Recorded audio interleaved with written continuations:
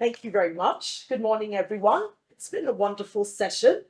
The presentations have been amazing and they're thought-provoking. And I do hope, like I have benefited a lot, that we really need to think about the philosophies of education and actually look at what would work for the students today. And I appreciate what Dr. Folashade Adefisayo said about the JAM, because my daughter wrote JAM, and up till now, we haven't actually been able to check her results in the first place. So that's... Don't worry, she'll be one of the 30%. I do really hope so. Thank you very much. Good morning, everybody. So when Ms. Abili was talking, I jotted down some things. And when Reverend Ogoyinka was talking, I expanded it. And in my experience with engaging with children at every level, from nursery to primary, even up to A levels and university, I've learned something, whether it is constructivism or outcome-based learning. I have come to realize that the learner is the focal person, is the focus that we need to pay attention to. Because what is important is that the learner understands and is able to apply to real life what he has learned. So what I wrote down was this: the learner, the content, and the concepts. And then I also wrote something based on the two discussions. We as teachers or as educators, we must know how to rewrite the syllabus with the learner in focus. So whichever approach we are going to adopt must be because we understand who our learners are and what will enable them to understand the concept of the subject and what will enable them to become lifelong learners, not learners as we have had in Nigeria that are in the classroom and the learning is in the classroom, and after the classroom, there is no application. Education is about learning and being able to apply what you have learned. So whether it is collaborative learning, whether it is the outcome-based one where, the focus can be diverse, how will this learner learn? It is important that we pay attention to the learning. So if I have a topic, I'm going to think about my class and I'm going to say to myself, how am I going to bring this topic alive so that my students, my learners, leave the classroom singing, enjoying themselves, and thinking, when I get home, I'm going to try that. It must benefit them. That's my little 2 cents. The children lead. I'm going to go back to what the Dr. Reverend Ogoyinka discussed. Letting them lead. I think this scaffolding should be incorporated. You're letting them lead. The focus, you don't lose focus of what you're trying to achieve or what they need to learn, but by letting them lead, it's putting their needs first, understanding their learning style, and striking a balance between their learning style and the approach as a teacher to ensure that you are actually passing a message across. He cited, an example, since his own area of focus is technology, correct? Yes. So, the children, you have to, for teenagers especially, and even younger children, you have to understand their own language and their style of things. This makes things work faster.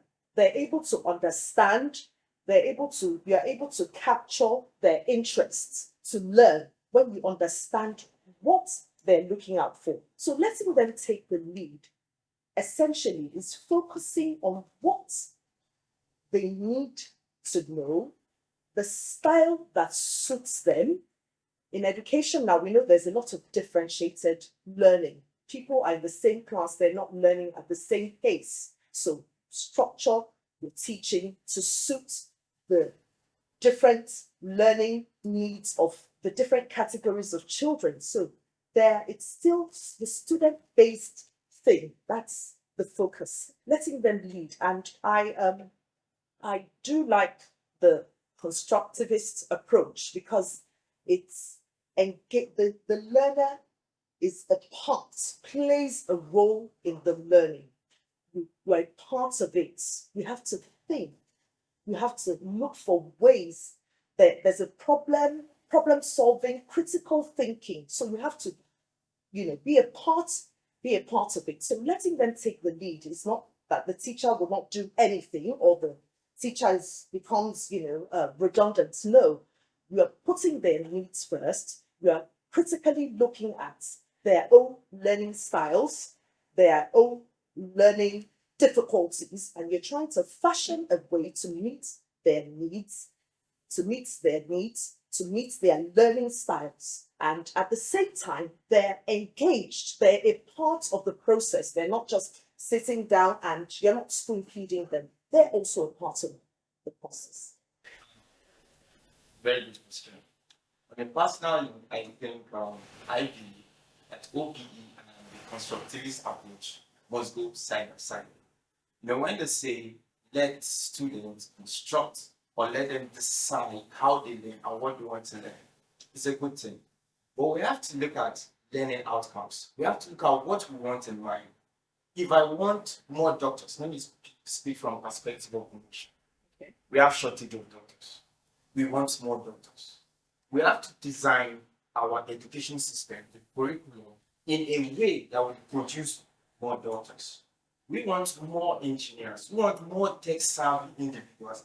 We have to design the curriculum in that manner. But if we look at the constructivist approach, if we can achieve this as well, right?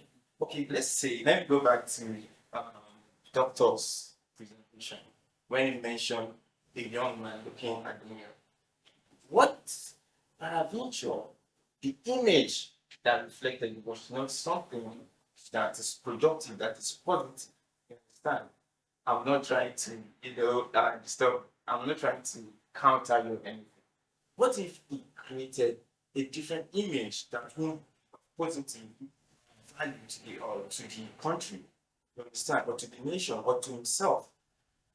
But if we set out learning outcomes in a way that is going to bring out professionals, which is the concept of the outcome-based education, we are going to have a very, very how would I say, a very, very good, a very, very nice curriculum that we can follow. But personally, I believe we can have the OPE setting up learning outcomes.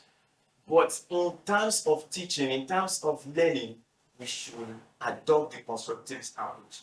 We should have the learners in mind while teaching. We should have the learners in mind while designing how the classroom should look like. We should have the learners in mind when designing the space. We should have the learners in mind when designing instructions. But when we want to look at the overall goal, we should focus on the quality of what we want. We want quality teachers. We want quality doctors. We should design our learning outcomes in that fashion. But when we want to teach, we should adopt the constructivist approach. So there's a question from the audience. What can the school head do when the school owner believes so much in excellent results through examination malpractice? That's a difficult question. Discipline is like a mirage in our schools.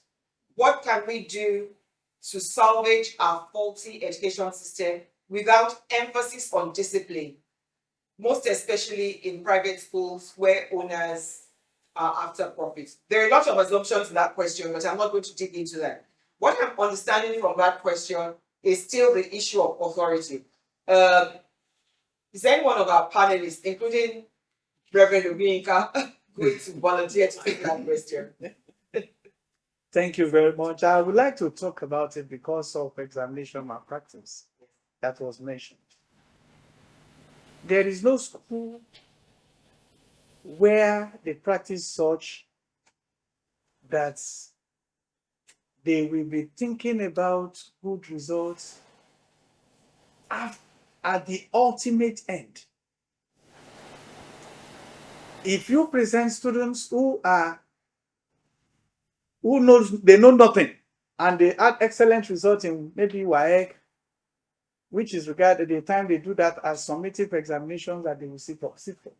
When they get to university, they are still going to fail because they didn't plan for that thing. Why they were supposed, you see, everything is systematic. You start from classroom, you gather some information which will build you up into sitting for a formative exam that will reshape you if you have really learned anything or not.